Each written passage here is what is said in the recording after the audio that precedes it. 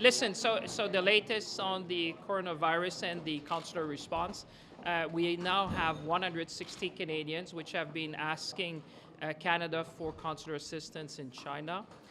We have secured a plane to repatriate Canadians who so wish to come back.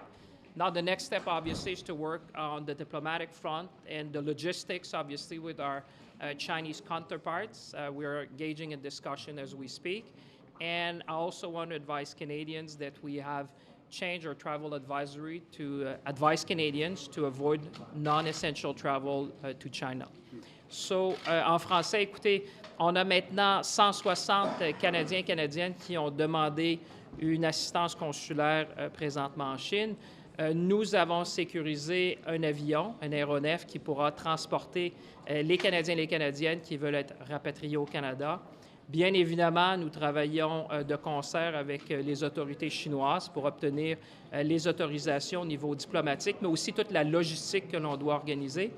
Et finalement, je veux aviser les Canadiens et Canadiennes que nous avons changé notre avis aux voyageurs d'éviter les voyages non essentiels présentement en Chine. Will you Sure. when the Canadians come back, are you going to be holding them in isolation for a period of time? So that is also part of the processes that we're working out. If Francois-Philippe hadn't lowered this so far, I don't know how to raise it. Someone else will have to do it. I'll start over. So part of the process now is figuring out exactly what our protocols will be when we return Canadians that wish to come home. And we're working very closely with our U.S. counterparts who obviously have some experience in this and have set up some best practices. And we'll be following their lead very closely. And we'll have more to say as those processes unfold. The World Health Organization, les Québécois qui sont en Chine, qu'est-ce que vous faites de... Répète donc, on va aller... Le Québec veut rapatrier les Québécois qui sont en Chine actuellement. Alors, j'ai parlé aux autorités québécoises aujourd'hui, juste avant cette conférence de presse-là. Je les ai informés des actions que nous allions entreprendre. Je viens juste de terminer aussi un appel avec le secrétaire aux Affaires étrangères du Royaume-Uni. Alors, je peux vous dire qu'on est vraiment coordonnés. J'ai placé un appel avec la ministre du Québec, la ministre des Relations internationales, pour l'informer des mesures que nous allions prendre pour rapatrier les Canadiens et les Canadiennes qui voudraient revenir. The World Health Organization today issued some advice to countries that are indeed evacuating citizens from China. What can you specifically draw from the advice given today from the World Health Organization in terms of what Canada's plan needs to look like? Well, I have not seen that specific evidence, and I'm happy to come back once I've reviewed it. I'm also very comforted by the fact that Dr. Tam is, as I mentioned, an expert advisor to the World Health Organization. They will be having a meeting tomorrow, and we'll have more to say at that point. Est-ce qu'il y a des ressources diplomatiques nécessaires sur place en Chine? On comprend que M. Martin n'est pas en Chine présentement. Est-ce que toutes les ressources nécessaires sont à la disposition des Canadiens? Il n'y a pas d'inquiétude pour les Canadiens et les Canadiennes à avoir. Je suis en contact avec l'ambassadeur Barton à tous les jours. On a les équipes nécessaires sur le terrain pour offrir tous les services consulaires. Comme je vous dis, évidemment, il faut que les gens qui nous regardent à la maison comprennent que c'est une situation qui est dynamique. Ça change évidemment d'heure en heure. Maintenant, je l'ai dit, on a 160 Canadiens et Canadiennes qui nous ont demandé, évidemment, de l'assistance consulaire. On est en contact avec eux. Et là, la partie qu'on doit faire, c'est toute la partie logistique, la partie diplomatique, évidemment, avec les autorités chinoises. Est-ce que vous avez dit quand l'avion pourrait partir, M. Champagne? Écoutez, ce qu'on est en train de faire, ce que je peux vous dire, puis on va revenir, la ministre et moi, devant les Canadiens et Canadiennes à chaque fois qu'on a des nouvelles. Ce que je peux vous dire, c'est qu'hier, on a sécurisé un appareil pour rapatrier les Canadiens et les Canadiennes qui voudraient revenir. Maintenant, comme dans le cas de tous les autres pays, une fois qu'on a sécurisé un appareil, il faut ensuite travailler de façon diplomatique pour obtenir les permissions nécessaires pour faire atterrir l'appareil. Et deuxièmement, organiser toute la logistique parce que les gens comprennent que cette partie-là, cette ville-là, évidemment, la circulation est réduite, la circulation est contrôlée. Donc là, on travaille avec les autorités chinoises pour assurer la logistique pour justement faire ça, puis on va vous tenir au courant. In English. So what I was saying, and then we'll go to you. So what I was saying is just that once you have secured an airplane, which what we did yesterday, and I was in touch even with the CEO of the company, so the plane is secured. Now that's step one. After that, obviously in parallel to that, we need to work with the Chinese authorities with respect to the authorizations you need to bring the plane, obviously in China, but also work on the logistics. Canadians understand, and once you have a plane that you could repatriate Canadians, those who wish to be repatriated, then we need to work on the logistics because, as you know, the city is on lockdown. So we are talking. I just finished a call with the Minister of International Relations of Quebec. I just literally finished a call with Secretary Rabb of the United Kingdom. We are all coordinating. We're all talking to each other to make sure that, as Minister Hajdu said, we learn from best practices. We are coordinating, and we'll come back to you as soon as we have more to say with respect to the next steps. Now we're working together. Of the 160 Canadians that have asked to be repatriated, do we know if any of them are sick? I cannot answer that question right now, but we will ensure because, as I told you yesterday, we are in touch with them.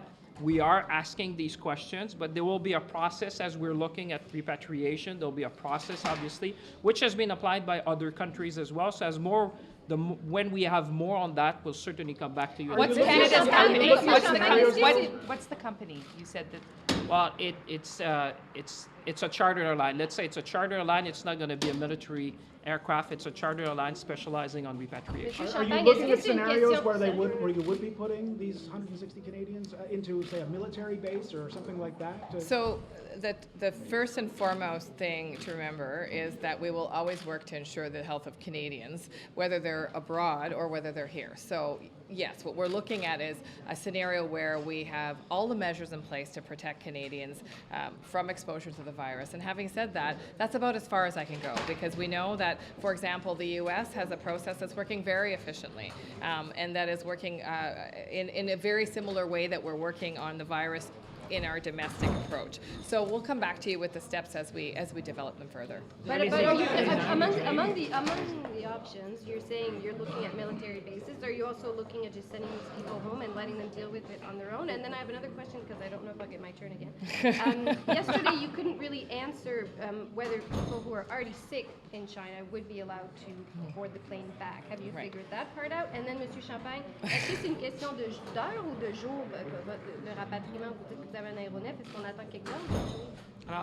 So in terms of the questions around the processes, I will not speculate at this point what exact process will be in place, other than to say that the goals of the process will be to protect the health of Canadians, both here in Canada and the health of Canadians who are returning. In terms of your second question, will people be allowed to come back if they're sick? These are the conversations that we're having with our partners, including China, to determine how, in fact, people are allowed to board and what the processes are. Obviously, some people may be engaged with the medical system, and that's the hard work that Minister Champagne and his team are doing to determine what support people need. Let's remember that not everybody in China that's on the list of people that would like support want to come back to Canada. In fact, as I said yesterday, some of the concern is around supplies that they might be running out, challenges moving around the region, being separated from families that might be in another part of the region. And so Minister Champagne's team is doing a thorough job trying to understand the numbers of people that want to come back, as well as what other kinds of ways we can support Canadians in a very difficult situation where mobility has been essentially cut off from other parts of the country. Monsieur Champagne, just a second. Sorry, he didn't answer the question. So, votre question, c'était sur le nombre de jours que ça peut prendre. Écoutez, je peux juste regarder ce que ça a pris dans le cas de d'autres pays. On parle de plusieurs jours que les autres pays ont dû évidemment prendre pour assurer la logistique et les autorisations. Donc, je peux vous dire, c'est le temps que ça a pris. Évidemment, on est en contact avec les autorités chinoises sur, évidemment, obtenir les autorisations diplomatiques, mais aussi toute la logistique. So, in English, the question was about how many days, and the only thing I can say to Canadians, I can reflect on how many days it took for the U.S. and for the others who had plane landing there. It took a number of days because you need to work out on the diplomatic side, you need to work out on the logistics side. But what we're going to be making sure in the meantime, and Minister Hajdu said it very eloquently, we're going to provide all the consular assistance to the people. We're keeping them updated. We're talking to them almost on a daily basis. So we will inform Canadians, and from those who have requested. Why is Canada so much longer than other countries to get to this point? Well, I would disagree with you because I was in touch. Well, I was in touch with all the others, sir, and I will tell you, Canada is at the forefront of the response. We are talking with the allies. The only plane which has landed is a U.S. plane which was scheduled to be there.